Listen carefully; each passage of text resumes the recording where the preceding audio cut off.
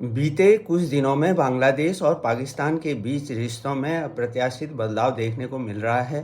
अभी हाल में पाकिस्तान की खुफिया agency inter service intelligence (ISI) के प्रमुख लेफ्टिनेंट जनरल असीम मलिक के इस हफ्ते की शुरुआत में ही बांग्लादेश पहुंचने की खबरें सामने आई हैं। तो पिछले हफ्ते ही बांग्लादेश सेना के अफसर लेफ्टिनेंट जनरल कमरुल हसन भी पाकिस्तान गए थे, जहां उन्होंने पाकिस्तानी सेना प्रमुख जनरल असीर मुनीर से मुलाकात की थी। हसन और रहमान का पाकिस्तान के कट्टरपंथियों से गहरा नाता रहा है और दोनों देशों के रिश्तों को नए सिरे से परवान चढ़ाने में उनकी बड़ी भूमिका है। असल में अगस्त 2024 में शेख हसीना के सत्ता से हटने और आवामी लीग सरकार के गिरने के बाद से ही बांग्लादेश में उथल पुथल का माहौल रहा है। हालांकि इस बीच देश में मोहम्मद यूनुस ने अंतरिम सरकार के सलाहकार के रूप में कमान संभाली है और अब उन्होंने बांग्लादेश को पाकिस्तान के करीब ले जाना शुरू कर दिया है।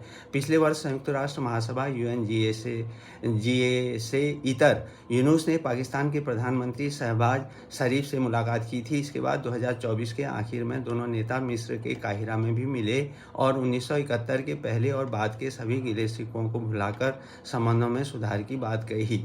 यूँ तो किसी भी अन्य देश के साथ कोई भी देश जो है अन्य देश के साथ संबंध रखने के लिए स्वतंत्र है, लेकिन यहाँ चौंकाने वाली बात यह है कि 1971 में आज़ादी से पहले तक पूर्वी पाकिस्तान के तौर पर जाने जाने वाला बांग्लादेश मौजूदा पाकिस्तान, जो पश्चिमी पाकिस्तान है, उससे एक भारी जंग लड़कर नए देश बांग्लादेश के रूप में सामने आया था। इसकी प्रमुख वजह थी मानवाधिकारों का उल्लंघन, जिसके जरिए पाकिस्तानी हुकूमत ने बांग्ला जनसंख्या के खिलाफ दमनकारी नीतियों का प्रयोग किया था। इसलिए ऐसी स्थिति में यूनुस के नेतृत्व में बांग्लादेश का फिर से पाकिस्तान की तरफ जाना देश के इतिहास और भू राजनीति के मद्देनज़र चौंकाने वाला तो है ही।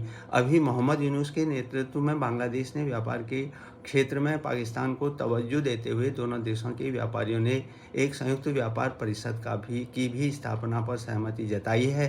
दोनों देश अपने मौजूदा द्विपक्षीय $70 करोड़ के आसपास के व्यापार को आगामी एक साल में $3 अरब तक ले जाने की कोशिश में जुटे हैं। यूनुस सरकार ने वीज़ा जारी करते समय बांग्लादेश से मंजूरी लेने की अनिवार्यता को हटा दिया है। इससे बांग्लादेश में कई ऐसे तत्व पहुंच सकते हैं जो कि भारत विरोधी हों।